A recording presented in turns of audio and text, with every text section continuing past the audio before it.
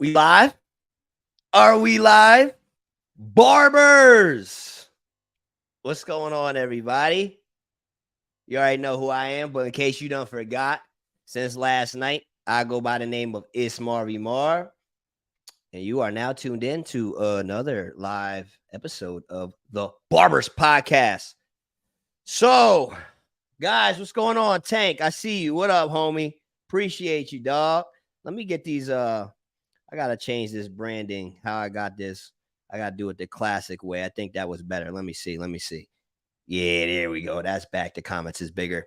So the reason that I want to come live and have a conversation with you guys is because I got a lot of messages yesterday from people asking me how I felt about the conversation that I had with DLucs yesterday, right? So how many of you guys were tapped in? Let me know in the chat if you guys watched.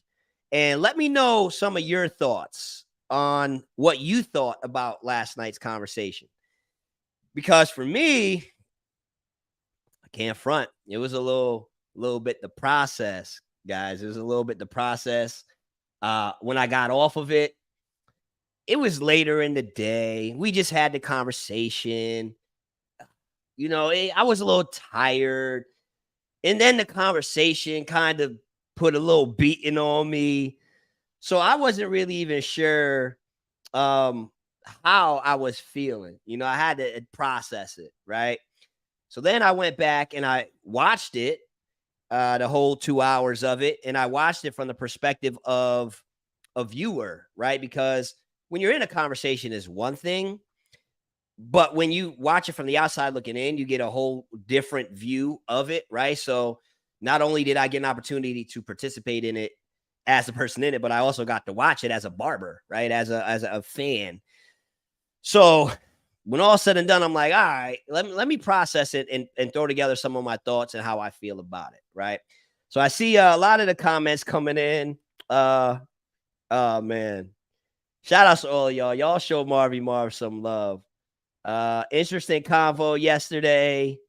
My man, so you got to shoot for the stars to land on the moon. I know, and I'm sure you probably believe you can cut hair on the moon too. Anything's possible, right? So I was in there like swimwear. K-Coop said, nah, I wasn't feeling it. DLucs was dropping. I don't know what you meant to say there. I don't know what Dez is. I think at least if you think large enough, you're bound to go past certain limits. Sure, I agree. He's not a barber. He's capitalizing off of selling barbers' dreams. It's simple. Ezekiel says it could have went better. DLucs all cap. We got some more Eagles, bro. Can we talk about the Eagles real quick, bro? What was that? What was that, bro? He dropped some gems. He needs a better approach. He's definitely a businessman. DLucs doesn't love cutting hair no more. I don't know if he ever did. He didn't answer. He was all right. So tapped in. I think y'all both got good talking points. All right. So yeah, bro, them Eagles, right? Listen, bro. Is it just me, or was that some spam stuff yesterday? What do y'all think? Was that some spam? Because I had to process it afterwards. Because at first you're like, yo, is this like genuine support? Right? Or is this just some spam stuff? Is this even real? Right? Because I do the social media stuff. I know about automation. I'm getting involved in some automation, more automation. So I get how it goes. So then after like trying to process it all, I'm like, I don't even know if these were real people or real pages. I don't know. It's just the way they were coming in, and it messed up the chat, and people were leaving some comments trying to add value, and it's just like, I don't understand the purpose of it. Do any of y'all understand the point of that? And I think, you know, that's an area where we differ for sure, because for me, I always want y'all to add value to the chat, right? I always want people to engage, leave their 2 cents, you know, like add some value. So for me, as a brand and as a content creator, I just really didn't understand the spamming Eagles and stuff. And like Andrew says, most of them didn't have a profile. So for me, once I processed it, I'm like, all right, this was just probably some automated stuff. that they had going, where it's just spamming it for whatever reason. Don't know why. Maybe there's a great reason he knows I don't. I don't know, but it was weird. But what I will say is this: I will say the whole process of dealing with DLucs was cool. It was smooth. From the perspective of he was a good sport about everything. You know what I'm saying? Like I was trolling heavy on my page. What do y'all think? Was the content great? What do y'all think? Let me know in the chat. I was going hard, right? And he was trolling on me. He already you already know how Marv do. I'm for it, right? So I ain't gonna take none of that personal. But he was cool. He was cool about all of that. He wasn't getting offended about none of it. He was smooth, right, for the whole process of it. I thought it was dope that he was just who he is, right? That's the one thing I will say about DLucs is he just is who he is unapologetically. Now, there's going to be people that love him. There's going to be people that can't stand him, right? He's definitely a polarizing figure, but I will commend him for at least being who he believes he is. Of course, am I somebody, you know, that works to be a leader and works to give advice and works to share insight as being that person? Are there things where it would be, I feel it would be a cool for me to be like, yo, bro, maybe we should think about this different or move about this in a different way. And, you know, maybe he could change some of those things. Sure. But I don't know. It doesn't really seem like he really cares what people think about him. And to a degree, that's good, but it can also be bad, especially when you find yourself in a position where you're not totally self-aware of how people are responding and reacting to you. You know what I mean? Like we got to have that fine line of understanding that it doesn't matter what people think, but it also matters what people think, right? They're both true. And I think he definitely leans way far on the side of not caring what people think. And he's either for you or he's not. But I will commend him on being his authentic self. Listening back, I definitely think that the language was a lot. And for me, I don't care, bro. Like y'all can talk to me however you want. I don't care, right? It doesn't bother me. Words don't bother me, but I do understand where we had some watch parties yesterday. Shout outs to y'all that did watch parties, right? We had some people showing this stuff in their house, kids in the room and stuff running around. So I'm sure there are people that were excited to tune in, but because of my man obliterating the conversation with F-bombs, you know, it definitely threw some people off. And I'm sure a lot of his message even got lost because of those F-bombs. So watching it back and looking at it from a viewer's perspective, maybe somebody that's got kids that don't want hearing that, and, you know, or maybe I'm just a person that doesn't want to hear that every other term. I can see where that was kind of like, all right, maybe we shouldn't do that. And obviously I'm not doing that, right? But, you know, that's just the way he went. That would have been something I feel like I would have at least conversated with him with, and maybe tried to filter it a little bit just to make it more listenable for you guys. I would have changed that. I do feel like he used the opportunity to just do a sales pitch the whole time. I mean, maybe it's just me, but I don't really feel like he got on there to actually give game or give any real tips or anything like that. I think it was more so him doing his sales pitch that I've seen. I'm sure we've all seen in the ads, that we've seen in the content. I just felt like I was just seeing the same stuff over and over and over again. And it was a lot of more motivational stuff, right? Like that's what I told him. I'm like, bro, you're a motivational speaker. You know what I'm saying? Like you're on here trying to motivate. And I think, you know, I feel like I understand his approach, right? I understand his approach. And his approach is it's typical sales strategy where what you do is you feed people as much salt as possible, right? To make them thirsty. And then you sell them the drink, right? So that's what he was doing. He was just doing he was sales, right? He was just selling, giving y'all a lot of salt, flashing some good, nice looking drinks in front of y'all that you know will taste good, making y'all thirsty with the goal of y'all buying it, which I mean, at the end of the day, he's marketing, he's selling himself, he's a businessman. He's got to do what he's got to do. But I think for the most part, at least from my perspective, and I think a lot of viewers, we tuned in because we want to hear some game, and we heard a lot of just the motivational stuff, which we've heard over and over and over again. I mean, it's not the first time we've heard nobody wants to be a barber sitting behind a chair for 14 hours a day, So as much as some of the barbering advice Marv may give may be cliche, right? I feel like a lot of the motivational stuff I heard yesterday was cliche, but motivation is needed. So I can't knock them for that because we do need motivation. You know what I'm saying? I just was hoping, listening back and being part of the conversation, that it was more like practical advice. But I guess he believes the game is to be sold, not told. You know what I mean? So he gave y'all motivation and hopes y'all join his program. I think the biggest thing I took away from it that we just aren't going to see eye to eye on is the marketing angle that he takes. Like for me, I'm never going to be in agreement with just using the exception as the example to market my product. I'm not going to be in agreement with that. Now, that's personal preference, and I'm sure other people look at it different. But if we use my social media program for an example, right? There are people in my program that have scaled to 70,000 followers, 100,000, 200,000. Me personally, I'm on TikTok at 300,000, right? Sure, I'm going to share those success stories, but I'm not going to look at the person that's got the most followers in my program and just use them over and over and over as the example that any old body can strive to, right? I'm never going to do that. Where that's his marketing strategy. It works for him. All good. From my integrity standpoint, I just won't feel right when we got one person in the course that got 300,000 followers, but then I'm sharing, the other person that did it, and then everybody else got 4,000, 3,000. I won't do that, right?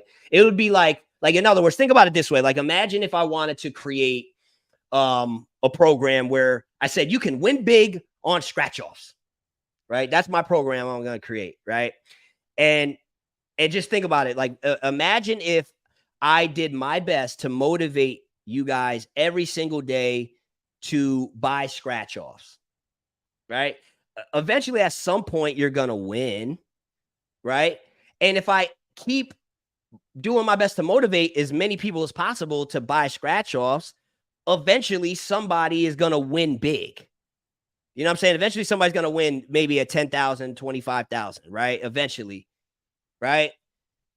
So for me, if I was going to operate from his framework, at that point, then it would make sense for me to say, all right, well, I'm going to take the person that won 50,000 on the scratch off and just use that person as the person and say, hey, guys, keep playing scratch offs every single day. Eventually, you can get to the point where you too can win 100,000 on scratch offs. You know what I'm saying? And I just don't have it in me to do that, right? Yeah, sure.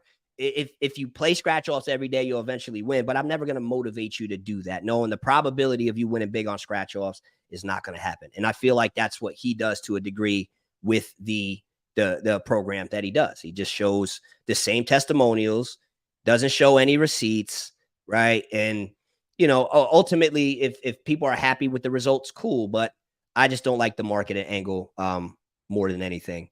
And ultimately, guys, what you guys got to understand too is we're never going to be completely on the same page because he hates barbering. He hates barbering. His words, not mine. He don't like it, right? And he does frame it as he retired from barbering, making $20K a month or whatever the case. But I mean, retired or stopping cutting hair or quitting cutting hair, I guess, depending on how you frame it, it is different, right? But at the end of the day, he doesn't like cutting hair. He hates being a barber, hated being a barber. If we talk about doing 2 haircuts an hour, he was saying how stressful that was to try to do 2 haircuts an hour. So if you're somebody that is entering this industry because you feel like you have a love for this and a love for cutting hair, I mean, how much are you really gonna resonate with somebody who's trying to get you into a program where their baseline is, I hate cutting hair, I hate barbering, everything about barbering is miserable, everything about barbering is bad.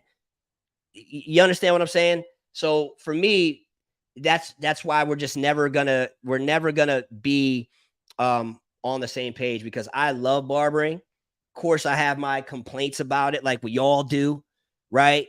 But I love barbering. I love dealing with a lot of y'all. Some of y'all annoy the hell out of me. You know what I mean? But I love dealing with the barbers. I'm in the trenches. I'm at the barber shows with the barbers. I'm in the mix with the barbers. Like we're building off of different foundations. You know what I'm saying?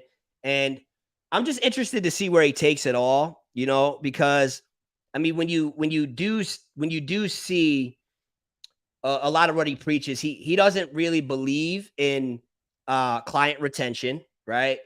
He doesn't really value the relationship aspect of it. So for me, I feel like that's his way of running his business, right? And practicing his business. So is that the same type of thinking he's going to take to this whole community that he's building now? You know what I mean? Like at the end of the day, the people in the course are clients. You know what I'm saying? At the end of the day, you would want to build a relationship, you know? So when all said and done, I mean, what's it going to look like in 3 to 5 years when he's over this? You know, I'm curious to see, you know, where all the people that bought into the program and the thinking and the mindset and they follow him with, you know, I'm interested to see where it goes, you know. And I mean, ultimately I do wish him the best, right? I don't wish any ill will on him. I don't have no personal beef with him, no issues with him. Again, dealing with him through the whole process was smooth. I had fun doing it. I thought it was great, bro. We had 1,500 people at one point watching. You know what I'm saying? And average was like 1,300 people, and that wouldn't have been possible without him, right? And him being a good sport, him being willing to play, and him going hard to build this brand and make a name for himself. So, you know, I do wish him the best.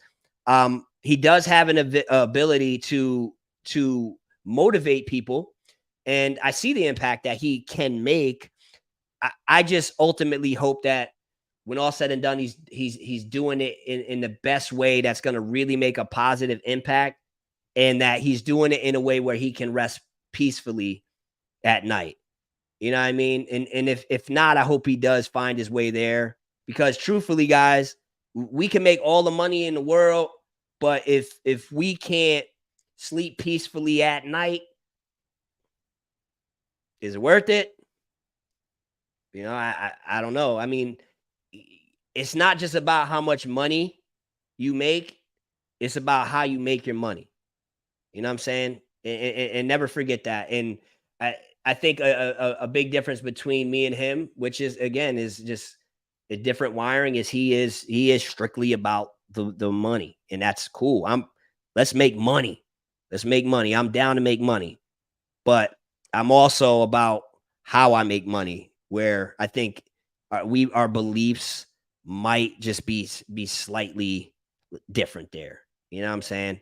But that's just my thoughts. That's just some of my feelings when it comes to trying to process some of this.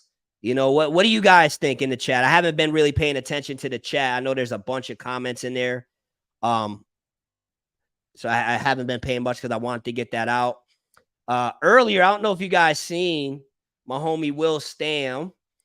Will posted this. Will's my guy, and y'all already know Will drops gems. Y'all follow Will. If y'all rock with Will, put some fire emojis in the chat, but don't spam it ridiculous, like, you know what I mean? Like, put some fire emojis.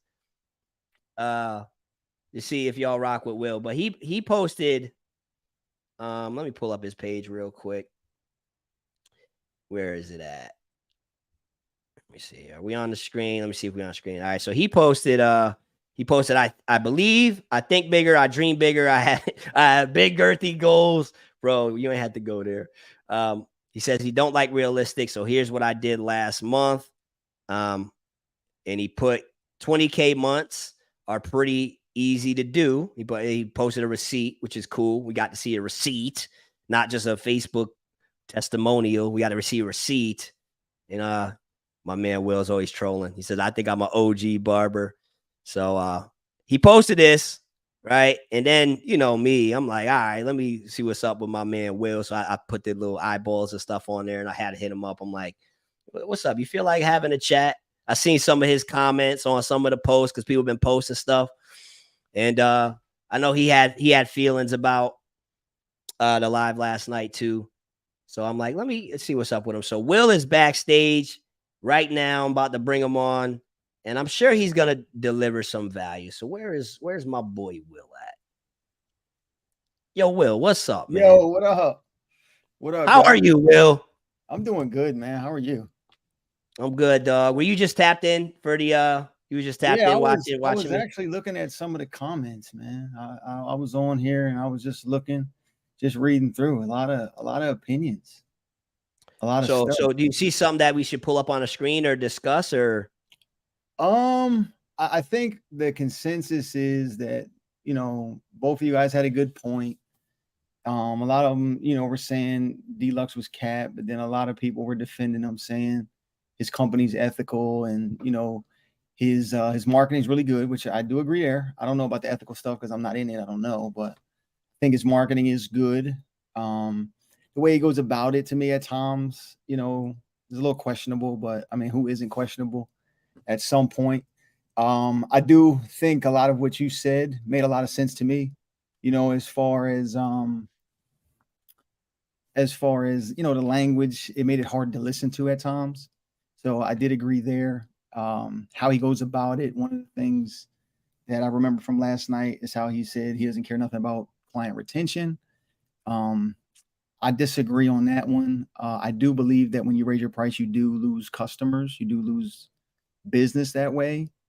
But I do think you can't just start from zero every time, So what I've learned over the years in business is the definition of scale is to obviously market, spend money to gain clients, and do whatever you have to do to gain clients, whatever type of marketing it is, whether it's, on the ground, doing it yourself or spending money through ads, whatever, to acquire clients. And then you try to get those people to pay you more money without having to expense out more money. Right. So it's like once you acquire clients, you get them to spend more money without having to spend more money to acquire new clients. So obviously the internet and technology has changed that. So I do think some of what he does, for the most part of what I understand, I ain't deep dived into a whole lot of it, just listen to what he says, is client, new client acquisition is more valuable than client retention. But to me, I think you need both. It can't just be one without the other. So there were some key points that he had mentioned early that were, he thinks barbers need to believe bigger, need to think bigger, actually need to do some work so they're not stuck. When he gets past the, 5 and 10 years, getting out, doing another business thing, I'm not really, I don't really concern myself with that, because it's like, if you are doing 20, 25,000, whatever dollars a month, like you quit that to go do what exactly, so I was kind of lost there. Because if you're making that kind of money, I mean, and it's easily done, then why would you stop? So, I mean, it just, there were some spots where I was just like, this doesn't really make any sense. And one of the things that he did say, where he was like, doing 2 haircuts an hour was stressful, but then he was like, you need pressure on you to go out and work and get new clients. And I was like, yeah, but that's stressful too. So I'm like, at 1 minute doing 2 haircuts an hour was stressful, and I don't want to do that, but I need to have cash reserves in the account so I can go out and be stressed out and be forced to perform. I just, some of the stuff kind of had me confused, and I was just like, I couldn't follow it, So yeah, it it's was what interesting to say the least. It was interesting to say the least, but I don't think there was any clear cut practicality, which is, I thought, what the expectation was. So that left me a little disappointed. But obviously, what he is doing is working for him. So I mean, I'm not one to say there's only one way to do it. There's obviously multiple ways. So, what do you say to that? Well, what I was gonna say is it's very interesting to me, Mm-hmm. weird to me, because he's somebody that, in his own words, hates barbering. If you just listen to him speak about barbering and cutting hair, he Mm-hmm. hates it. You know, Mm-hmm. so it's interesting how, with him hating the game, to Mm-hmm. see how many young eyeballs that are on him that are buying into his way of thinking when he hates Mm-hmm. being a barber. It's like, okay, so you're going to barber school, you're all excited to cut hair, you're ready to get in the shop and do all this, and Mm-hmm. now I want to go work with a mentor that hates everything about it, that doesn't really have nothing good to say about it, but Mm-hmm. is very good at explaining a lifestyle that's attractive to me, right? Like, Mm-hmm. of course, when you hear somebody say, wouldn't you rather make 20K a month on 20 cuts per week as Mm-hmm. opposed to doing 80 cuts a week and only making 6K a month? Of course, there's Yeah. no way to disagree with that, right? But it's just interesting because the people he's appealing to are at such the beginning stages, coming into an Mm-hmm. industry, working with somebody that is trying to get them out of the industry as fast as possible. And Yeah. I mean, I wonder where the director he's directing them after that. I guess that's something that they do. Yeah. Because that's the part that kind of had me like, okay, do this for 5 years and then get out. And I'm just like, okay, like, are you just getting out and never have to work ever again? Like, never do nothing, no online programs, no nothing, So I was a little confused there. The one thing I do enjoy about our industry is that you can make money in so many forms, right? There's really like no limit to what you can do. So there's tons of ways to go about it. Like for me, I went and did barbershops, and then now I'm doing a barber school, and all of them do very, very well. And so I understand, what I mean? Like doing something else. Like I only cut hair maybe one day a week now, if that. And it's just really to connect with my people. I enjoy the art of it. And I got to keep myself fresh. I'm teaching people. So that allows me to stretch my impact even larger, and it just make more of an impact and help put barbers, in the right position to succeed. And that's something I want to do. I don't have to go to work. I didn't have to go, spend $250,000 on a school and, still be debt free. I spent my own money on it. So it's a choice. Like I didn't have to use all somebody else's capital and leverage all this other stuff that these financial people tell you should always do and all that.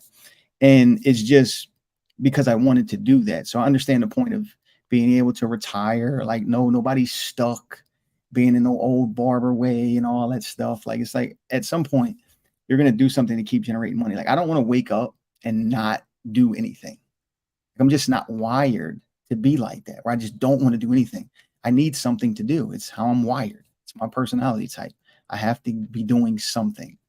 So I'm always going to be pushing the level. And that's some of the stuff I did agree with him early on when he was saying like, yo, if you want to take it to 20,000 a month or 25,000 a month, 30,000 a month.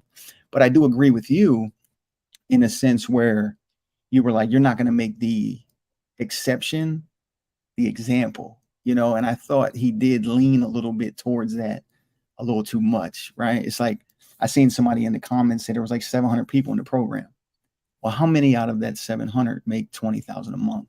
Two, three? Like what is the percentage there? So it's not that it can't be done. I'll never say something can't be done, but to make that the example when it's really the exception does feel like it's a little misleading.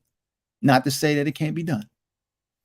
Yeah, and I think that's where I don't understand how people get confused, at least when it comes from my end. Well, hold on a second. Shout outs to Barber Motivation. He just did I don't know what this is, but I see 9.99 come in, so I'm getting closer to 20K a month.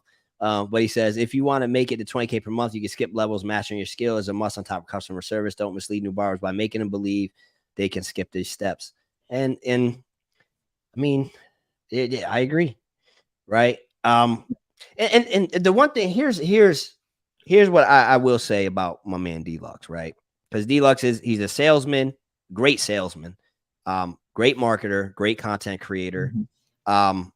And what he has done, and he's learned some high income skills, right? Mhm. So what Mhm. he learned was, okay, Because guys, let's not get it twisted. DLucs, shout outs to DLucs, but he was not in the shop just sitting there making $240 a year, $240,000 a year cutting hair. It wasn't happening, bro. If y'all want to buy into it, cool. It wasn't happening, right? The 20K a month stuff. But what he realized is he said, okay, once he developed some of these high income skills and he learned these other ways of creating revenue, he said, all right, so the fastest way to making 20K per month isn't necessarily cutting behind the chair, doing 20 cuts a week, charging $250 a cut. A faster way to making 20K a month would be to convince barbers that they can make 20K a month doing 20 cuts a week, charging $250 a week from behind the chair, and then charging for that teaching, right? And that's what has given him the ability to be able to scale in the way that he scaled. And it's brilliant. It's smart. I mean, even me, right? Like with the content creation, the social media course, my digital products, some of the products I sell online, these are different. These require different skill sets that I've learned over the years to be able to do some of these things. And being able to do some of these things puts me in a position to be able to make money in ways faster than being able to make it from cutting behind the chair. You know what I'm saying? So I see, I get what he's doing. I understand it. And I think it's brilliant. It's just, and that's the simple concept of, right, you can only fit one person in the chair at a time. But if you can get people paying, a bunch of different people paying for the same thing, it's more power, it's more leverage, right? Well, hold on a second. Shout outs to, I think this is Crispy Cats. He be crushing the content, be doing this thing online. But he saw there's a possibility for some. He never claimed 240K a year. Okay, maybe not. But telling barbers that they could scale at 20K a month, 20K a month is 240K a year. I really don't think people think that deep into it. We hear 20K a month, but $240,000 a year, that's $250,000. And when, you know, a small percentage of Americans, period, are making over 100 grand, and an even smaller percentage of barbers are making over 100 grand. 240K a year, tad bit misleading. Sorry about that, Will, but I seen, because my boy be going in. Yeah, so it's the same concept that I always tell people. It's like, even from the sweet thing we talked about on the first live, you can only fit one person in your chair at a time. But if you had 10 chairs and they were all spinning, and you got a percentage or a piece of everything, every time that chair spin, it's more money. So his business model, obviously, if I can coach people how to do this, I can coach 20 people at once, right? And I'm so glad you said the word teaching, because for the longest time, people always think like teachers don't make no money, right? And I always tell people employees don't make no money. Teachers make all of the money. If you've ever been to a conference, the people up on stage are teaching you something. And if it's very valuable, guess what you're doing? You're paying a lot of money to be there, right? So if you can learn the art of teaching and being able to convey information and explain it in a practicality way, you can make as much money as you want, because you can reach, because of the internet, so many people. So I always tell people, like, we get caught up in this, like, oh, I don't want to be a teacher. You should. You don't want to get paid like an employee, but you should want to teach somebody something, because information is, if you can teach somebody valuable information, you can literally turn the printer on and never turn it off. And I've done that time and time again through so many different ways. And now it's just showing up again in a crazy way. Just being able to scale to whatever you want. But if you're gonna scale, you're gonna have to teach. You're gonna have to teach somebody something. So I mean, he's teaching people something if they're buying into it like that, and people are making money. And I think his main strategy, right, and it's not a bad one, it's just not promoted like this, but he takes the average barber who doesn't have any belief, right, making $30. He helps them scale to about 50 or 60, which is where a good barber probably should be at. They double their price and they're sold out after that, right? They may never see the days of 150, but they're sold out from 30 to 60 on the process. And at the end of the day, after that, his job is done. It's on to the next person. It's not a bad business model. He knows barbers think small. So he creates emotion, right? Because when emotion is high, logic is low. So he builds people up with emotion. He hits trigger points, which is excellent marketing. Give him credit for that. He hits trigger points. He gets people to respond, and then he gets them to, when emotion is high, logic is low, and then he closes the deal, and then he gives them change. They develop a little bit for sure. That's easily seeable and doable for him. So he does that, and by that point, everybody's sold out and putting equals in the chat. There's nothing wrong with that. It's just he comes across as, hey, 20K a month. Why not? Come on.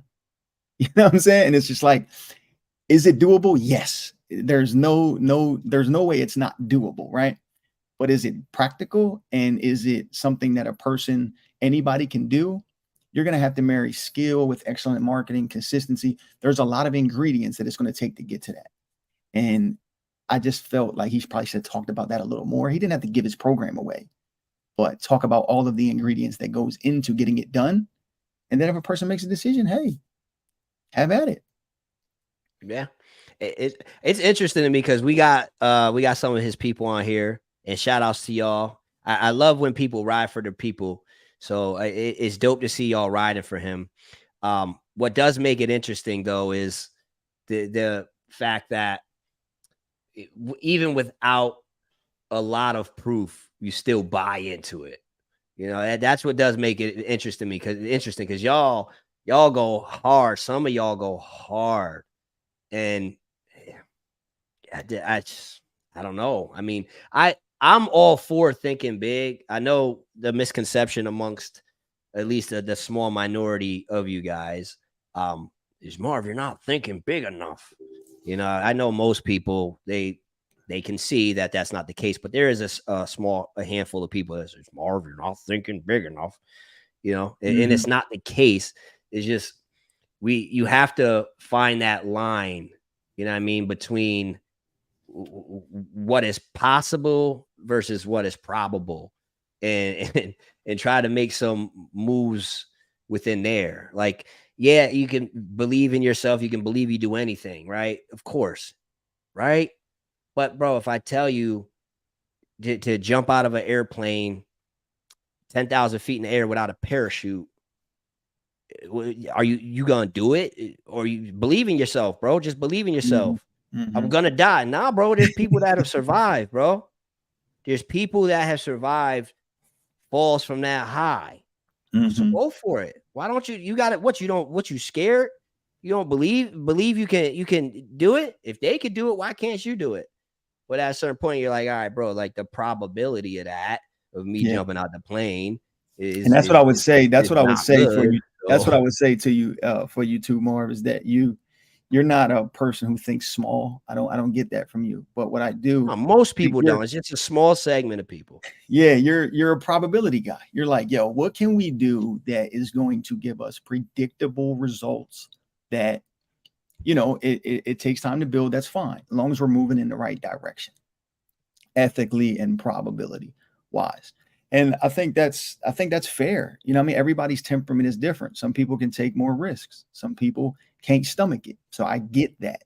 Yeah, sure. I guess, it's just for people, they have to do, obviously they have to take those small wins first, get those small wins, and then build on it from there. Like me, I have no problem at this point taking risk, but I'd be lying to you if when I opened up my first shop, I wasn't scared to death. Of course I was. But as an entrepreneur, the more you do one, you do two, you do three, you do a school, you do some real estate, you do some other things, and you keep winning, you build a conviction and a belief in that formula, and then you can convey that to other people. So whatever he's done, he obviously believes in it, and he's got some other people that believe in it. And I think, he made some good points that people do need to think bigger. But I think the main thing is he's helping barbers elevate. I just think the sales of, 20,000, that's what it's going to be. I just don't think that's necessarily realistic for everybody. I do think some can do it. It takes time. I don't know, 5 years. You're small. You're so small-minded. I don't know. I don't know. You don't 5 think big years. enough. I don't know 5 years from now if everybody in the program is going to do that. But time will tell. But there's other ways, and there's things that you can just predictably move in the right direction. Because here's the reality: nobody knows when momentum is going to hit their business. You're going to have to be consistent, and nobody knows when momentum strikes. some things just catch fire and they just, they go crazy. So, but yeah, I mean, hey, I didn't see anything last night that, that was like, oh, okay, that was a gem right there. I didn't get any of that. Well, I Or will maybe that say wasn't the purpose. my That wasn't the boy purpose. Daniel is very good with the he's motivational. He's a motivational speaker. Y'all need to let him know that when he's done with all of the EM and all of that, he need to go full time into motivational speaking. All right, and here's why I'm gonna tell you that, because I know probably a lot of you guys aren't into that world, right? Will's into that world. I'm into that world, the personal development, the motivational speaking, and all of that. And I get it. You know what I'm saying? I've heard the stories before. You know what I mean? Everybody thought it was impossible to fly. And then the Wright brothers came along and nobody ran the 4-minute mile. And then Rogers Bannister came along. I'm with y'all. You know what I'm saying? I'm there too. I get it. I love motivation too. I'm always looking for ways to motivate myself too.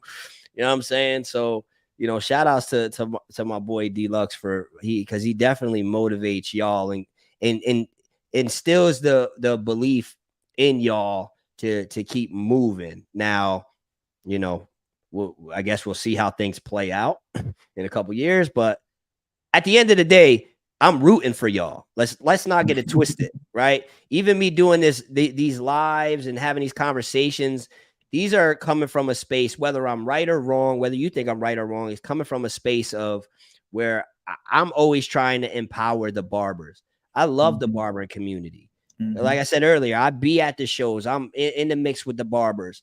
I'm conversating with the barbers in the DM. When you're talking to me in the DM, you're talking to me in the DM. I don't have a team of people DMing people.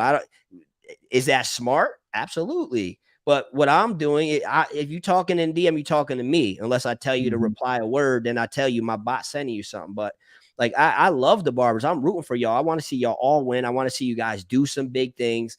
Like there ain't nobody that been following me that believe that doesn't think Marv is for the people, for the barbers, for the culture, and ain't trying my best to empower people. There ain't nobody that been following me for a while that's saying Marv's want me to think small. No, bro. Like the people know what time it is.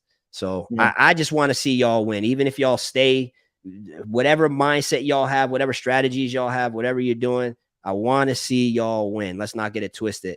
I just feel like with me doing my part to empower the barbers, this is part of me doing my part. So I just felt like I had to say that to y'all. Marv still loves y'all barbers. For sure. So Will, let me ask you something, bro. Like, okay. Because how many first, let me ask the chat. How long you guys been cutting it here? Let me know in the chat. Fire away in the chat so we can get a feel before I ask Will this question. And guys, me and Basio are going to be doing an event. All right. Like the live we're going to be doing is an event. It is not happening tonight. All right. I know y'all love Basio. I love him too. Will loves him too. And what we're doing is going to be huge. Basio, he knows, man. Basio, he knows for sure. But he not getting on tonight. You should be appreciative, guys, that he's in the comment section. Trust me when I tell you, you should be appreciative that he's in the comment section right now. So let's engage with him there. He's not coming on tonight, but he will be on soon. So I see some of the comments. Let me see. All right. So 7 years, 9 years, 1 year, 5 year, 9 years. We got one of the OGs, 15. Shout outs to Greg, 7, 2013. What's that? 10 since 2009. I love y'all. Barbers don't want to do math, right? They said 2009. What's that? 13, 14. I hear you, bro. 14 What's years. This? How many years? Is this how many years? 40, 11, 18. So we got a good variety in here for sure. 5 months, 4 years. All right. 13, 7, 2, 2, 2. All right. So we do got a lot of newer barbers, right? Will, you got the barber school. You know what I mean? Shout outs to the school. You're crushing it. You scaled. You're all full. You're so full that you had to build another room to expand it and bring in more people. So shout outs to Will for that. Show him some love in the comment section. He's been crushing it with the content, crushing it in Atlanta long before he opened the school. But now he's got the school and he's doing some amazing things. So let's show him some love. My question to you, Will, is Yeah. for the beginner barbers or the newer barbers on here, more so. Hmm. What's some advice you have for them as far as what are some of the things they need to learn? What should they be Hmm. focusing on in order to improve as an overall barber and improve their business? Because they want to get their business right. That's why so many of them are looking and trying to figure out what direction they want to go. Do I do DLucs's program? Do I join Hmm. Marv's social media course? Do I sign up to Bassio's mentors? Like, what do I do? They're trying to learn. What's some advice you would have for those people who are in that spot? Well, over the last 10 years, right, I've kind of narrowed it down to three main things. And these things are always changing, these things are always developing, and these things you can always improve upon. They're hard to do, but they take work, right? And the first thing is the technical side. You have to get the technical skills in order, right? Nobody likes average. Nobody wants to go to an average barber. Nobody wants to be associated with average, especially when they're spending their money. So you have to be always developing your skills. Sometimes that's learning from a new technique. Sometimes it's going to the right school, going to the right classes. You don't have something, you need to always, I would recommend taking a class or two every year, even if you're already good, because you can always learn something maybe to get you faster, quicker, better. Maybe an aha moment comes, maybe a light bulb goes off. So technical skills should be a focus for sure. The next thing is always finding ways to market yourself and your business. So there's always going to be new things that come out. 15 years ago, we were passing out business cards. Now people are creating content online, relationships, a lot of different things that you can do to market yourself. Sometimes, like I tell people, I don't think people take advantage of this enough, is find you a micro influencer in your marketplace. What do you mean? Somebody, like when I say micro influencer, that's like somebody who's really known in the community. Maybe works for like a nonprofit organization. Maybe that's a high level attorney or something, or somebody that is already has influence in your community where you are, right? Because I've had people like that in my business, and they've referred me 40, 50 people, and he was elite at the time. So he referred me a bunch of elites. It was the easiest money I ever made because they came, they paid, they didn't ask any questions. And, I was getting at the time, it was 50, 65, $75 a cut with no questions asked. Now I do 100, but because I have the demand, I don't have enough time to service as many people. But sometimes just having a micro influencer in your network can easily explode your income, especially for a newer barber, right? Who has a lot of time on their hand, a lot of space. They can easily attract high level people by finding one or two high level individuals, because usually like attracts like, and those people run in the same circles, right? People at a certain income level know other people at a certain income level. So finding one of them can help explode your income. But you always have to be trying to stay current with how you market yourself as a business person. And then there's never been an excuse for mismanagement of your resources. And that's money, that's relationships, that's your time, that's just everything. You have to have a plan for all of those things, right? And continuously strive to get better. Are we going to fall short? Yes, we're going to fall short. We're going to have times where we just have a day where we're just lazy and we don't feel like doing anything. But if that happens consecutively over a course of weeks or months, your business is going to backslide. So I always tell people you need to get the technical skills, always be taking classes, investing in your education for a variety of reasons. Being able to market your business, getting it in front of as many people as possible, trying to get as many leads as possible. You never know which lead is going to be that micro influencer, and just always be finding different unique ways to get leads, and then managing your resources, your time, your money, and just the relationships and things that you have at your disposal at the time. Because I just believe if you manage those things well, that's how you get more. You don't just get more by chance. It comes from the way you distribute what you already have. And when I mean distribute, how you use what you already have. I So I hope love that it. answers the question. Yeah, absolutely. So BC said, bro, Will Stam charges 100. He's scamming people. He's unethical and he's stealing from people. Right, Marv? uh, I love it because again, there is a small segment of people that thinks Marv don't want people charging higher prices. It's like, bro, I got plenty of clients that pay me $100, $150. I had a client Mhm. pay me $300 the other day. Bro, I get paid these high prices too. I'm Mhm. just trying to let y'all understand that you don't necessarily have to be at some of these price points you think you have to be at in order to make the type of money that you're trying to make, bro. There, Mhm. there's been so many times I've went in for a few hours. I've knocked out 5, 6 haircuts, left with $600 for the day. The misconception you guys have is that if you do more haircuts, you're working harder. And I understand that in certain contexts, bro. But you're never going to convince me that if right now you're doing a haircut that you're taking an Mhm. hour and 15 minutes on, you're doing a haircut, you're doing all this enhancement stuff, you're laying them back, you're doing a hot towel, you're doing all this extra stuff, and you're making 75 a cut in an hour and 15 minutes. And me, I'm doing 2 haircuts in an hour. I'm doing a Mhm. 3 on the top, 1 on the sides, 1.5 on the sides, and a scissor fade on top. And in that 1 hour, and I get paid $50 a cut for that, and I make $100. I worked less time than you, 15 minutes less than you did, right? I made $25 more than you did, and I did 2 haircuts that I could do with my eyes closed. So I'm never going to be convinced that that's working harder and not smarter. If I would argue that I'm working smarter and you're working harder because the cuts to me are easier. And then, obviously there's the argument where you're doing 2 people. I'm only doing one. But I'm a barber. I cut hair. And I'm Yeah. in a relationship business. I'm about building my network. You know what I'm saying? It's key for me, to my view, to have as many people in my network as possible. Right. So with me cutting more clients, I now have a bigger network. If I want to sell something in if I want to sell products in the shop, want to create something, I want to start another business, I got all these extra supporters because I got a bigger network. You know what I'm saying?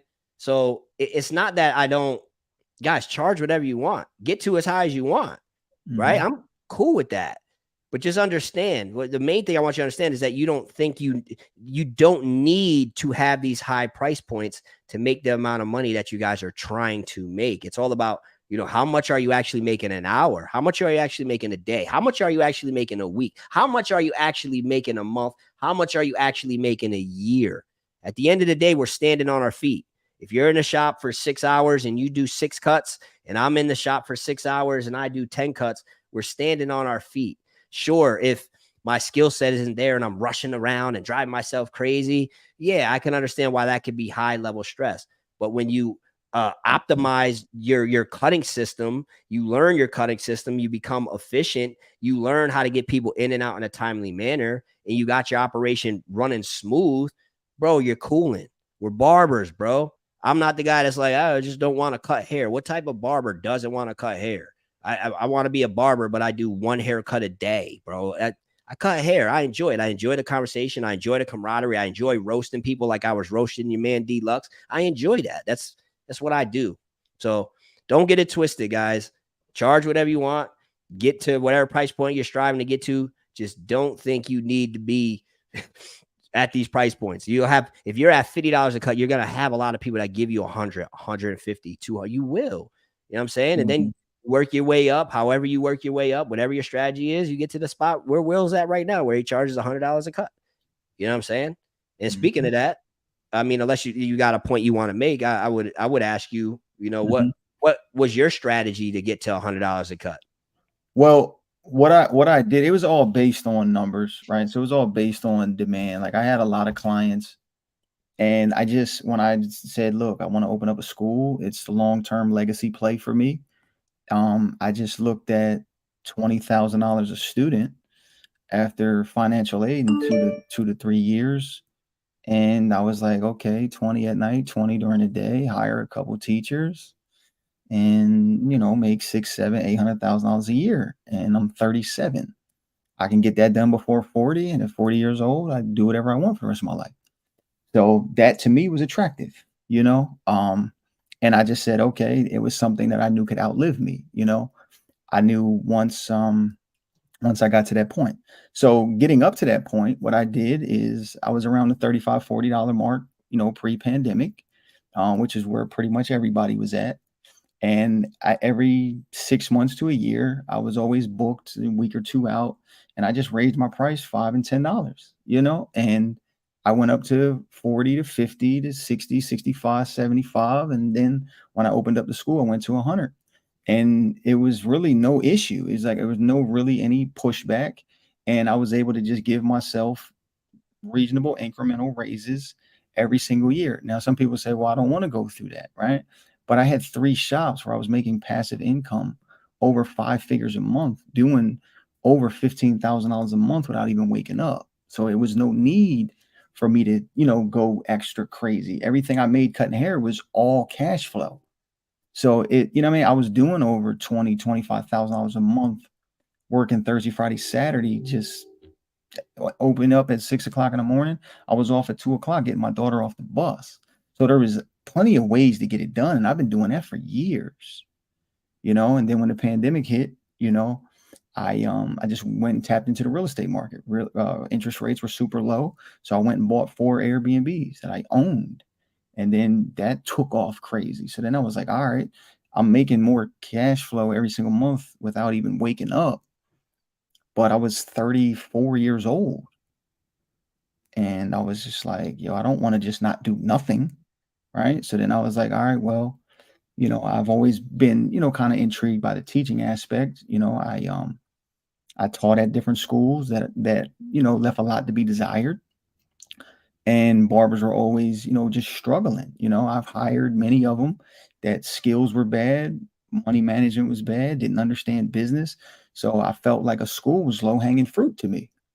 And I was just like, man, if I can just go do this. And I heard everybody, Marv, even at the time, I think years ago, you were like, yo, these schools are terrible, right? Everybody was kind of on that wave, and they were right. It wasn't wrong per se, right? And I was just like, you know what? I see a problem. The entrepreneur in me was like, why don't you just go fix it? And I was like, I think I can do that. And in Atlanta, I just was like, this is where my shops were. So I was like, it's either fix the problem or die from it, right? So I said, okay, cool.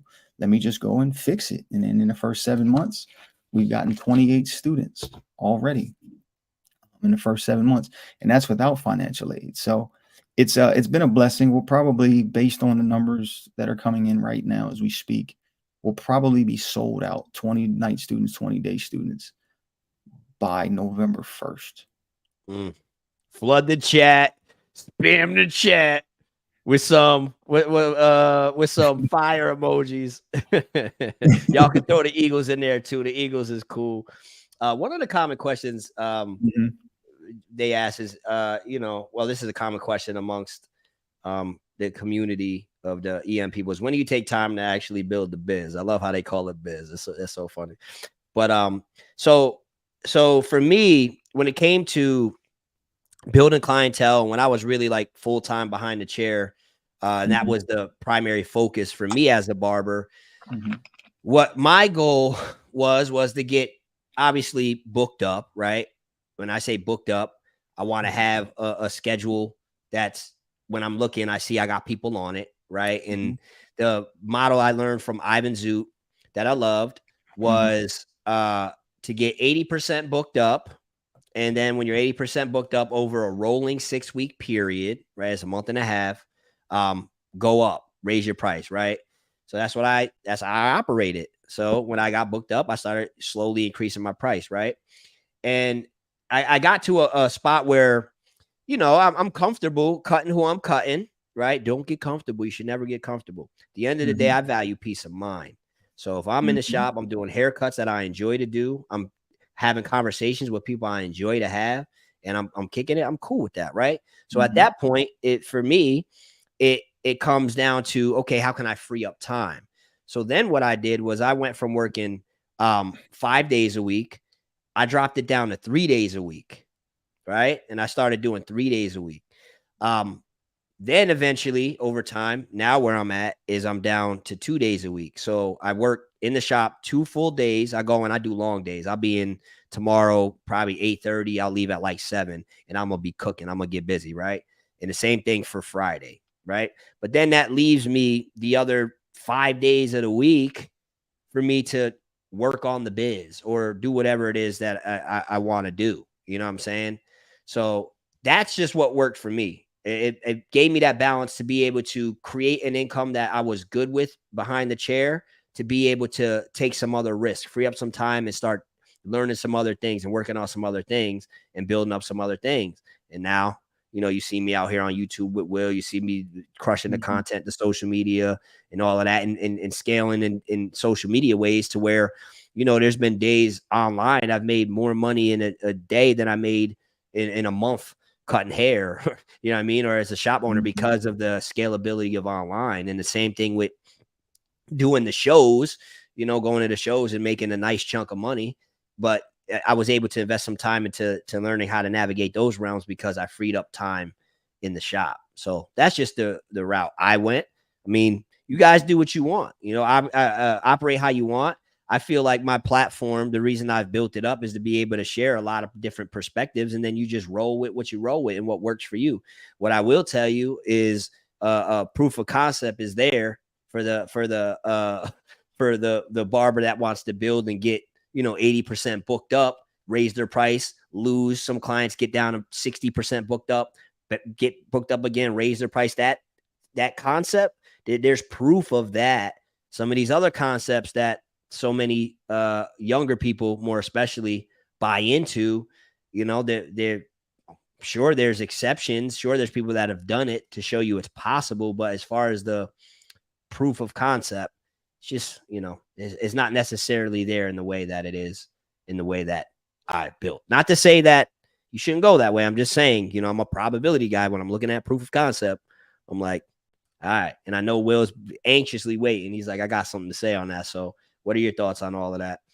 Well, here's the thing, right? So it's like people say, well, when do you have time to actually build the biz? I mean, for me, what's your business? Because like for like school, that's what I'm working on now, right? So what I do to build that business is I just show you what's actually going on. Like that's my biggest thing, is like the transparency. Like just I don't have to come up with stuff. I just document what I'm already doing, and it generates me leads. And then, so I do a video, I'm teaching a student, right? So if somebody looks at that piece of content, right, and they're like, well, what does he do? Well, he teaches students. If you want to learn, you're going to do one of two things. You're going to apply, or you're going to ask to set up a tour at the school, right? Or you're going to DM me a question like, hey, how do I get involved? Or what do I got to do? And I'm going to tell you, right? But that happens while I'm already there, right? So then I'm able to, I've always been a big fan in business of adding in, not adding on. So every move that I make now is to add into what I'm already doing. I do agree when DLucs said like people would go do like 5 different things and not just focus on barbering. Like they'd be a rapper, a chef, they selling t-shirts and all this other stuff versus just Rhymo, 7 streams of income, baby. You know what I mean? And I'm like, yo, like I do agree with him there. Like I think I've heard him say it on one of his videos or something. So I do agree with him there. And what I do is, so when I'm working on the business, it's like, okay, cool. I show you what's going on. You want it. You say, okay, cool. When I come take a tour, you come take a tour. I do it on Tuesdays during the lunch hour. And then I basically tell you what's going on. And I ask for the close. I'm just like, hey, are you ready to sign up now? Yes or no? Like a lot of times I think barbers struggle with building business because you're scared to ask for the money. And that comes from lack of belief. If you don't believe in yourself and your product, you'll always struggle, right? On how you actually can get leads and get people to enter into your business. And when I say enter into your business, meaning spend money, you have to ask for it. And a lot of times we present stuff in a way where we're not. I always tell people follow strength, not weakness. So the way you position your product, if it's weak, people aren't going to buy. It may be the cure for cancer, but if you present it passively, people aren't going to buy. So I create interest. People call me. I say, hey, this is, I almost tell every single person that comes in for a tour, they talk to me on the phone, this is without a shadow of a doubt the best barber school in the state of Georgia, with bar none. You are in the right place. The question is, are you ready right now? If you are, I'll send you the paperwork. Right now, you can pay right now. Are you ready? Sometimes they may say, okay, well, I need to talk to mom. Okay, cool. When is the next time I should follow up with you? Tomorrow? What time? 2 o'clock. And you never let somebody, if you believe, you never let somebody say, I'll call you. You always call them because you always need, you never leave a point of contact without another point of contact. And all that does is show strength. Because I know I'm there. I had a lady today, she came in and she was looking at different schools. And I talked to her and I said, hey, this is the place for you. Are you ready to sign up now? And then she's like, well, I have to work during the day and this and this and that. I said, well, our crossover program is Tuesdays and Wednesdays. And she's like, you don't do anything at night? I said, no, because I'm here during the day. And if I let you come at night, it impacts your educational experience. I don't want to just allow you just to come at night just to get some money. And by me basically pushing her away, she bought. So it's just, if you believe in your product, that stuff comes easy to you. And so that's just basically how I get people into the business and how I actually work on the business. I'm still at the business. That, like, I understand when people say, well, you need to work on the business so you can't be at the business. I don't always agree with that. I don't always agree with that. Now, yes, sometimes you have to do certain things, but it doesn't need to be like every other day. Right. The best time sometimes is to go ahead and show what you're doing and actually do it. Then people will say, well, Will, how do you get free from that? I'm not interested in getting free right now. I'm building culture. Once I sell it out and I build it out and I train some people to do what I do, then we'll go and expand on it from there. But everything comes in increments, at least from my strategy perspective. I check this box, this box, this box, then we move on to the next thing. People used to ask me a lot of times, Will, how do you open up multiple barbershop locations? Fill the first one first. To me, that's my litmus test. Why do I need another 20 chair shop when I got 4 open in the one I currently got? Once it's full, then we go to the next one. It's how I operate. A person can have their own opinion on whatever they want, but that's worked for me and it's clearly worked. You know, I stand at 37 years old, multiple businesses, properties and everything I own and no debt. So somebody telling me it doesn't work or that's the old way or it don't work like that no more, I'm still alive and doing it every single day. So I just, Yo, hold on. Yo, barbers. So Jay Bless said Marv over Rogan.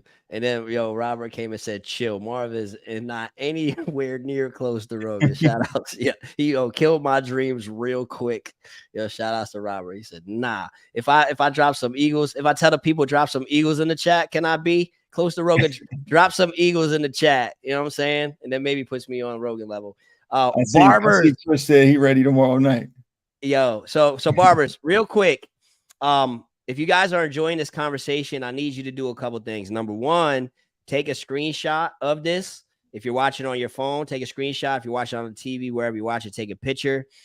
Share it to your story. Tag me and Will in it to let the people know that there's a good conversation, a really good one going on YouTube right now. Do us that favor. Also, if you haven't already subscribed to the channel yet, make sure you do that and follow Will Stam on all major platforms if you're rocking with the energy right now. I also want to say shoot some questions. I think I want to take some questions. Will, you cool with that? Yeah, sure. And how much time you got? We've been rocking for an hour and 8 minutes. Yeah, I got till about 10. So we got about 19. Okay, so it's 9:41. So we got to take questions for like another 20 minutes. Rob said, if Rogan did it, you can too. Yeah, see the thing with Robert is he don't realize that who's he Rogan? Don't realize I just had a conversation with DLucs last night. So I believe I can open a barbershop on the moon. You know what I'm saying? Like I'm there. I believe in myself. So I can open a barbershop on the moon. So if Rogan can do it, I can do it too. Barbers. Appreciate y'all. So Will. Owen wants to know, how would I grow my clientele if I cut at my house? How would you grow your clientele if you cut at your house? Interesting. I've never cut out the house, right? So obviously you can use social media.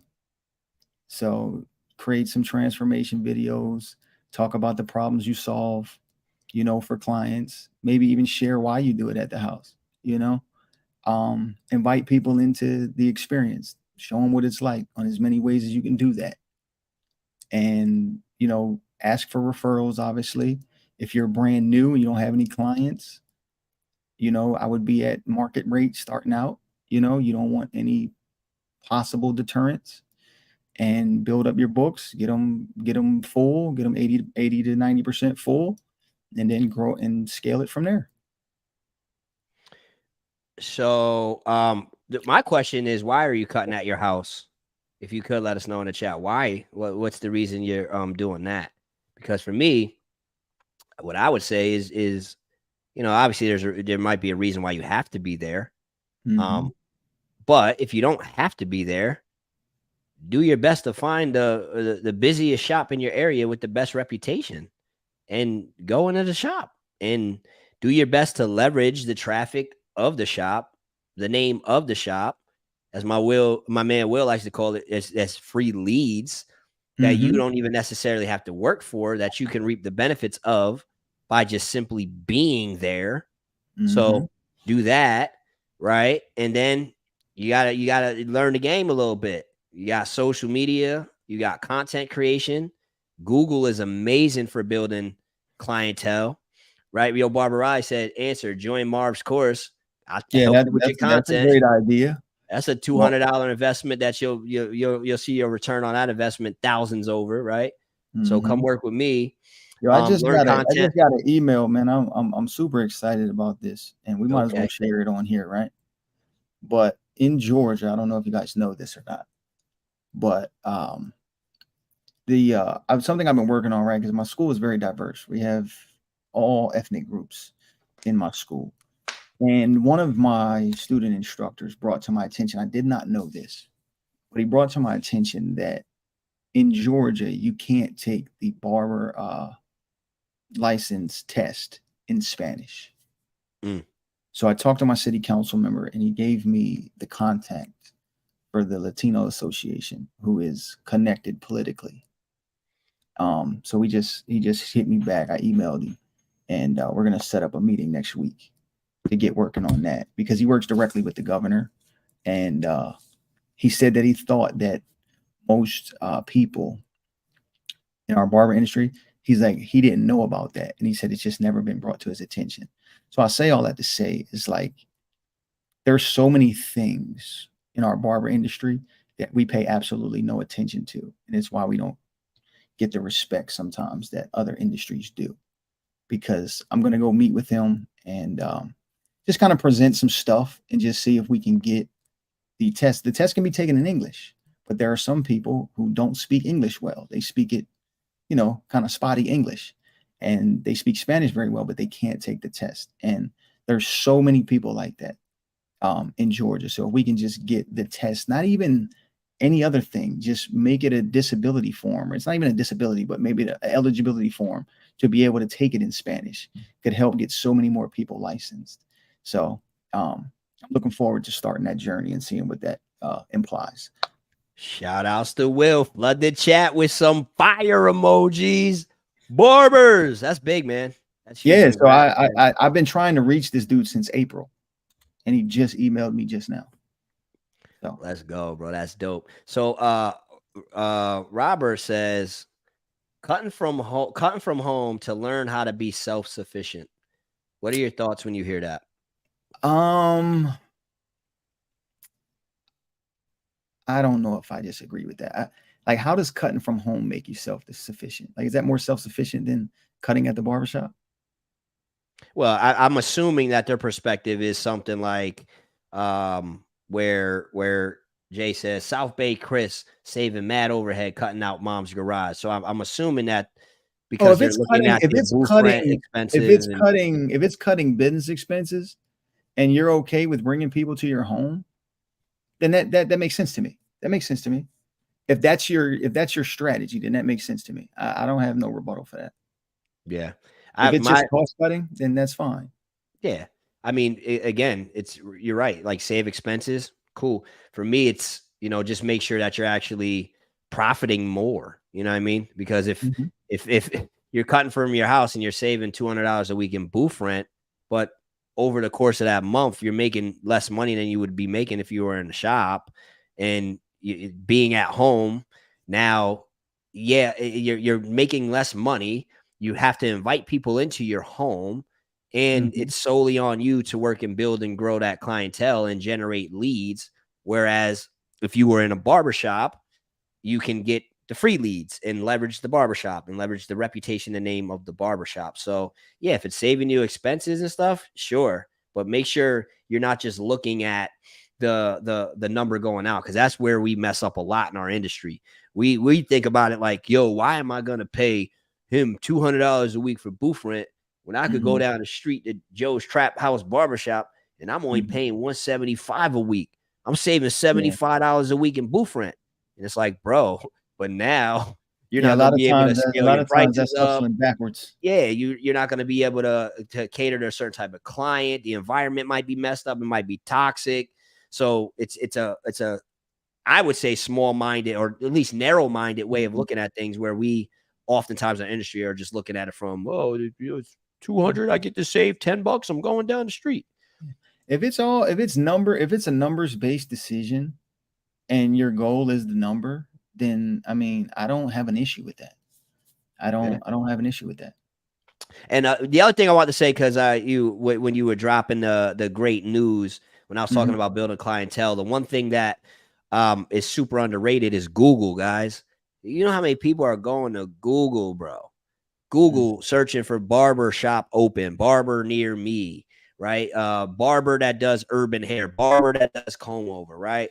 So if you can build a strong Google presence for free, you can get a whole bunch of leads. But if you got some money to dump into some Google ads, you'll be amazed at how many phone calls you will get by investing into some Google ads, right? And you'll be shocked. Like, okay, now we got people calling the phone, we got people stopping in. The problem that a lot of you guys see when it comes to Google is, well, Marv, I don't own the shop, right? I don't own it. So how do I go about that? So my advice to you would be to make sure you ask each and every one of your customers and clients to leave a review and put your name in the review, right? So in other words, if Will works at Marvy Mar's Barbershop and he's getting all the reviews from Marvy Mar's Barbershop, every time people are going to see the reviews, they're seeing Will's amazing. Will bless me. I bring my kids to Will. I won't go to anybody else but Will. Will this, Will that. So if they're looking for a new barber and all they see is Will flooding the reviews, and they got a choice to pick out of 4 barbers, who are they going to pick? They're going to pick Will. So definitely, I had a dude. We had an older guy come into the school today, and he said, "I came here because of the reviews." Yeah, absolutely. He said, "I came here for Will Stam," and I'm just like, I'm shocked. Everybody's looking like they're like, "Will, does this dude know you? Is this your dad?" I was like, because he was older, Caucasian guy, and he comes in and he's like, "Yo, I just went and read all of the reviews, and they talked about this business, like how the teaching and this and all of this stuff." And I was like, "Yo, I just want to go meet this guy." So there's power in Google, man. There's power in the Google reviews. It's still the most used search engine. I know people do look on social media, but bro, Google is still as powerful as ever. So what would you say to this? I want to hear this. Invest in yourself, not in programs. Right? Man. Now this is I need to hear what you guys say about this. I'll let you handle this one. Okay. So invest in yourself, yes. But what if the program is to help you? Then that has to be a yes also. And there's a fine line in this invest in yourself type of thing. Some people think buying every new clipper out is investing in your business. It's not. That's investing in your ego, because you got to have the newest thing out. But investing in yourself, I do like if it's on a personal level, like gaining more knowledge. I'm a big proponent in developing yourself as a leader, because I think leadership develops all areas of your life, not just one. Right. So I start there. So if you're speaking to invest in yourself in an area like that, I agree. But those usually come in the form of programs, because it's all process based. You have to go through a process of creating change. Like I always tell people, you can't change your life overnight, but you can change your direction overnight. And changing your direction is a process, which is otherwise known as a program over time. You know what I mean? So I think this sounds witty, but I think it's actually the same thing to a degree. So As we yeah. said, investing in yourself is to invest in programs. Yeah, that's what I was saying. It's like the same exact thing to me. So I'm telling you what, I've been fortunate enough to travel a lot of places and meet a lot of people and of all different walks of life. And some of the best quality of people, the best character of people, the highest earners of people that I've met have all spent a lot of money on programs in yeah, attending conferences and attending events and doing masterminds and doing workshops and online courses and in classes. I mean, Will's invested in the BARRRBERS $200 social media content creation course. Did that help? program. Yeah, right. Did that help? Yeah, Right. I believe it did 1000%.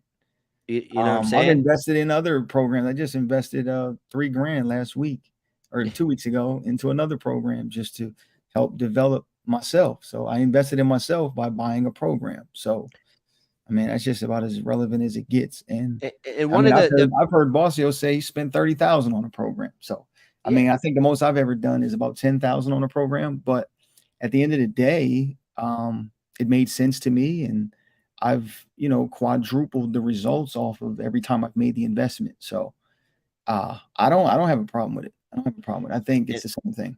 I love what Gio said here. You can learn on YouTube, but it takes longer and more work than joining a program. Absolutely. And that's one of the things I say to people when it comes to my course, because I'm like, sure, you can go out of your way to sit on Google, sit on YouTube, try to figure everything out all out on your own, or you come work with somebody that is credible, has a proof of concept that you can see is getting it done. Like you can't Mhm, you see I'm credible when it comes to social media. There's no denying it, right? And then you see all the other people that are doing it. So there's no denying it. So it's like, mhm, okay, yeah, you can spend the time to try to figure it all out on your own. mhm. You save the money, you come work with Marv, you get proof of concept that's been proven to work, and it works. And So then I you agree have 100% with the and you then can Marv, learn on YouTube, but you it have takes this a as lot well longer. too, right? You have the different learning styles. Everybody can't learn just watching a video. Right. Some people need hands-on. Some people need, to be able to listen to it, review it, ask questions. Some people need to be able to take notes. Some people don't present information well. They can do it well, but they don't present it well in a way that's in kind of like appetizer bite form or like small tidbits where people can grasp it. So you have to find the person that kind of connects to your style and match style with style, and that's how you can accelerate the growth, right? What worked for some may not work for somebody else. So, and then the part about the program thing, I think that is the unique part that people miss a lot is the accountability perspective. There is a part of it is like when you're with a small group or a group of people, the accountability factor gives you that extra edge because there's something about human connection, right? I think we all missed this during the pandemic, but there's something about being connected to other humans that gives you like that internal motivation that helps you push past those dog days when you just don't feel like it. And I think some of those days are some of the days where you see the most growth. Yeah. And the one thing I will say is because there's always the fear, right? Because the word Mhm, scam gets thrown around a lot, right? And people don't want to get scammed or they don't want to feel like they're wasting their money. And here's what I'll say to that. Like obviously you want to do your homework, do your research before you just spend a ton of money. If you're not spending a mhm, ton of money, you could take that risk, right? Because mhm, even if you invest into some simple program or course and it's not what you thought it was, I can promise you, you're still going to learn something. I can't tell you how many times because I've invested a lot into different programs and stuff. mhm, And it's like, yeah, sure. Some of the times I've done it, I'm like, all right, well, that was a waste of money, but I still learned something. I still came away with something. So you're mhm, never going to lose because you're investing in you and you're making yourself better. But the mhm, problem is so many times people will invest in the first thing they invest in, they feel like is a scam or they feel like wasn't worth it. And then it stops them from ever investing again. And I'm just going yeah, to say to y'all, don't be that person because by doing that, you could be making yourself, your life so much harder and your process of growth can take so mhm, much longer just because you got screwed over once. It's like you know, if you're dating a girl when you're younger, she breaks your heart. Now you never date another girl again because the one broke your heart. You know what I'm saying? Yeah. It's just not logical thinking. Yep. And I'm glad I understood that early, right? Because when I made my first real estate investment, I invested in like a syndication, right? Some of my guys, some were clients, and they were doing well, right? But obviously, the one time I invested $10,000, they didn't go well. I lost it. I lost out, right? But instead of getting butt hurt and all frustrated and mad and never want to do this again and all that, the next investment I made, I put up 25,000 and made 150,000 in the first year. So it was the very next investment that flipped it all back, you know. So at times you're going to catch some L's. It's just part of the game. You got to play the percentages, just like every business person in America. So a couple things. One, real quick, guys, if you haven't done so already, subscribe to the channel. If you're rocking with the content, make sure you also follow Will Stam on all platforms. And I know Will's got to get up out of here. So my question to y'all, we've been seeing the man Basio in the chat, and I do have a text message from Basio on my phone, and it does say, Marv, are you opposed to doing the live tomorrow? So chat, if Basio's down, sounds like I'm down. Are y'all down for the Marv and Basio live tomorrow? Let us know in the chat if you want to make that happen. Will, I know you got to get up out of here. Is there any last thing you want to lead them with before we wrap this up with you? No, just yeah. I mean, we said a lot tonight, and I just tell people like, there's no replacing the work. So I don't care what you invest in. If you're gonna invest, do the work that goes with it. There's no quick fix. There's no easy way. The work's got to get done. I used to tell my students, right, when I worked at other schools, I used to be like, look, man, the work is right there. It's looking at you. It's waiting for you to do it. Either you're going to pick it up and do it, or somebody else going to pick it up and do it. But it'll be waiting right there for you when you're ready. BARRRBERS! Again, make sure you guys go follow Will Stam, bro. You already know the bull will be dropping gems. So make sure you follow him, subscribe to the channel. And Basio said thanks for the gems. My man. If Chris get on tonight, I'm going to have to get on for a third day in a row. Huh? I said, Chris, get on tomorrow night. I'm going to have to get on. I'm going to have to get on, man. Chris know, been doing it. He's been doing it at an elite level for a minute. My wife, she's going to be like, 3 nights in a row back, baby. I'm going to hug you nice. Don't you worry. So, yo, Basio, I'm going to text you. I'm taking my wife to Vegas this week, man. So she let me ride this week because she was about to give me the side eye too. Like, again? Just one more, babe, and then we'll take it a break. One more, all right? Will, I'll hit you up, bro. I appreciate you spending some time with me, dog. All right, dog. All right, everybody, for logging on, man. We love you. Guys, BARRRBERS. Was that the weakest barbers I ever did in my life? BARRRBERS! It's happening with you soon. All right, bro. Peace. I'm out.